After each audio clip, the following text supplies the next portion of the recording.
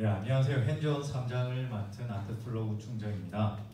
이번 거는 이제 좀 다들 아시겠지만 좀 너무 기초적인 내용이 많습니다. 그냥 전에 배웠던 걸 복습한다고 생각하시고 다시 되새긴다고 생각하시고 들으시면 될 것 같습니다. 항상 프로그래밍을 할 때 제일 먼저 하는 게 헬로 월드지 않습니까? 그러니까 머신러닝에서도 그 제일 처음 하는 게 있는데 바로 mnist라고 이렇게 나타낸 숫자를 뭐 0부터 9까지 정리해 놓은 파일들이 있습니다. 그러니까 프로그래밍계의 헬로 월드라고 보시면 됩니다. 핸즈온 3장에서는 이 내용을 토대로 이제 뭐 실습을 하게 됩니다. 처음에는 그 이진 분류기를 쓰는데 2장에서는 회기를 썼기 때문에 3장에서는 이제 이진 분류 형식으로 진행을 하는 것 같습니다. 핸즈온에서 이진 분류를 썼을 때 알고리즘을 SGD라고 스토캐스틱 그레디언트 디센트를 하는데 저는 처음에 듣다가 제가 예전에 딥러닝을 공부했을 때 저거도 나오고 여기도 이게 나오길래 저 똑같은 거구나 하고 막 조사를 했었는데 알고 보니까는 요거는 이제 클래스파이어라고 분류기를 사용하고 그 딥러닝 쪽에서는 옵티마이저라고 그러죠. 그쪽으로 사용이 되더라고요. 근데 정확한 이게 요 동작하는 거에 대해서는 차이점을 모르겠습니다. 혹시 아시는 분이 있으시면 끝나고 알려주시면 감사하겠습니다. 그리고 그 처음에는 뭐 그레디언트 디센트라는 방식은 배치 전체를 그림 있는 것처럼 배치 전체를 하기 때문에 시간이 좀 오래 걸린다는 단점이 있습니다. 이걸 보완하기 위해서 만든 게 SGD인데 확률적으로 미니 배치를 나는 확률적으로 데이터 일부분만 추출하기 때문에 기존에 하는 풀 배치를 쓰는 것보다 속도가 좀 더 빨라진다는 장점이 있습니다. 네. 아까 제가 말씀드린 것처럼 옵티마이저에 있는 그거를 좀 오해를 하고 자료 조사를 한 겁니다. 내용을 보면 유사한 것 같긴 한데 그 정확한 차이점은 잘 모르겠습니다. 그리고 이제 이진 분류를 하고 나서 성능을 측정하는 건데 이게 이진 분류한 게 얼마나 잘 됐냐라는 성능 측정 방식에는 크로스 밸리데이션이라고 교차 검증 방식이 있습니다. 흔히 뭐 주로 아시는 게 K 폴더 방식을 쓰는 게 있는데 뭐 K개로 여러 개 나눠가지고 트레이닝 세트, 검증 세트를 나눠서 여기는 뭐 얼마나 정확도가 나타나는지, 얼마나 잘 맞췄는지에 대한 걸 평균을 내는 건가 방식이 몇 개 있는 걸로 알고 있습니다. 그 방식을 내서 이제 성능 측정하는 방식이 있습니다. 좀 뭐 다들 다 아실 것 같아요. 그리고 또 다른 방식으로는 컴퓨터 매트릭스가 있는데 여기 보시는 바와 같이 실제 분류된 거랑 예측돼 분류된 거를 맞춰서 하는 겁니다. 이게 논문 같은 거라도 좀 자주 쓰시는 분들은 많이 보시거나 이런 거 좀 접해서 많이 보셨을 건데 처음에는 이게 엄청 헷갈립니다. 뭐 폴스 파지티브, 뭐 트루 파지티브 막 여러 가지가 나오는데 이거 외울 때 정리할 때 어떻게 하는 거 제일 쉬운 방법이 어떤 거냐면 제가 트루 앞에 뭐 트루 폴스고 뒤에는 파지티브, 네거티브가 나오는데 뒤에 파지티브, 네거티브는 예측한 거라고 보시면 돼요. 그러니까 뒤에 예측한 게 맞았다, 틀렸다 형식으로 이해하시면 빠를 겁니다. 제일 처음에 있는 트루 파지티브는 예측을 파지티브로 했는데 맞췄다라는 거고요. 그 뒤에 예측을 파지티브로 했는데 폴스 틀렸다라는 거죠. 나중에 이렇게 이해하시면 이 표는 뭐 나중에 외우시거나 할 때 좀 더 편하실 겁니다.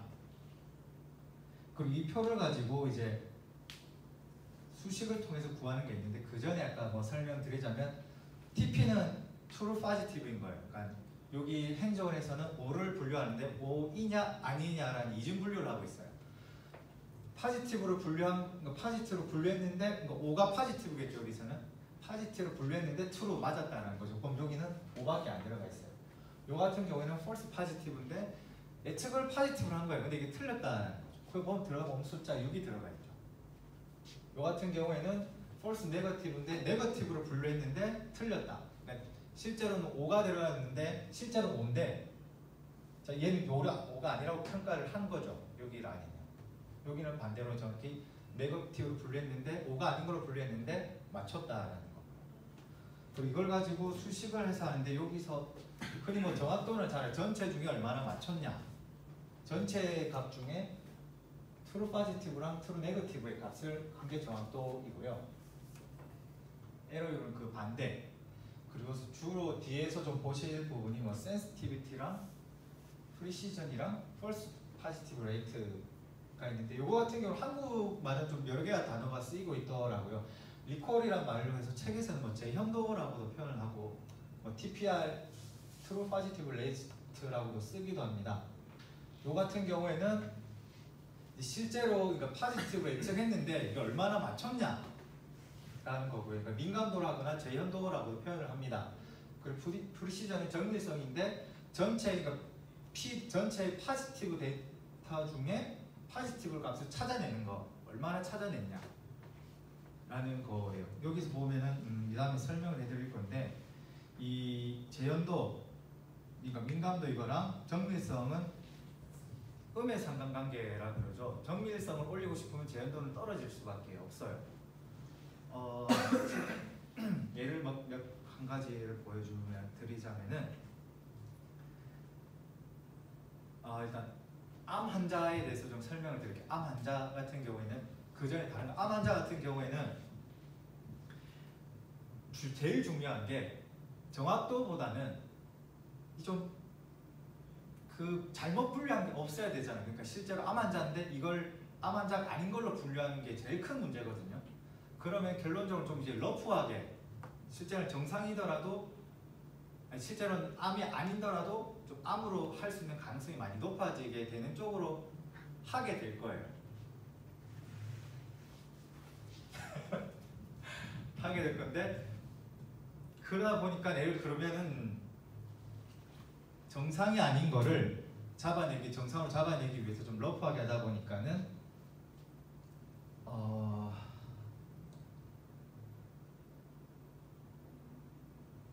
FP 그러니까 파지티브인데 파지티브로 예측했는데 아니다. 헷갈리네요 저도. 아무튼 네, 음의 상관관계가 있습니다. 다음에 보실 때 개인적으로 조기를 하시면 될 것 같습니다.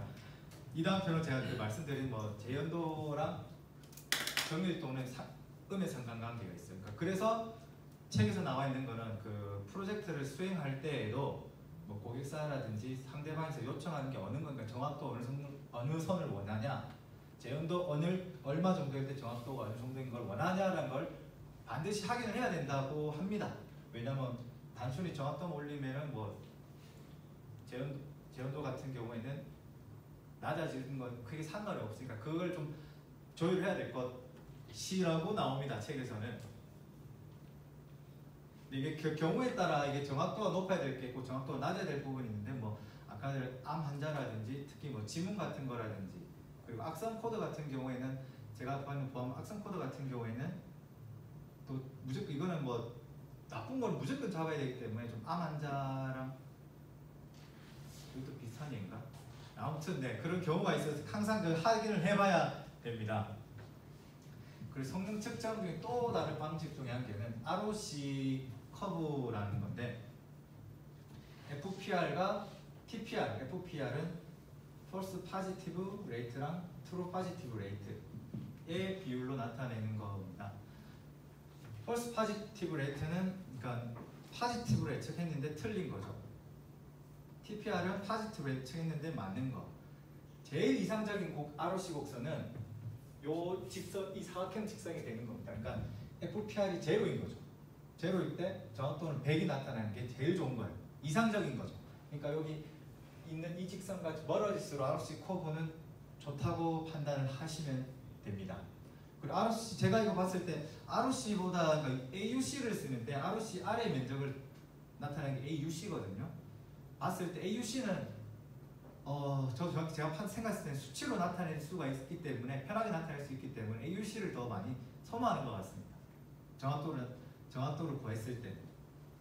네, 그리고 이 앞전에 설명드렸던 PR 정밀도랑 제현도를 쓰는 경우나 ROC 쓰는 경우 차이는 모두 정리가 되어 있는데 양성 클래스가 드물거나 거짓 음성보다 거짓 양성이 중요할 때는 PR을 쓰고 그렇지 않으면 ROC 곡선을 사용한다고 나와 있습니다.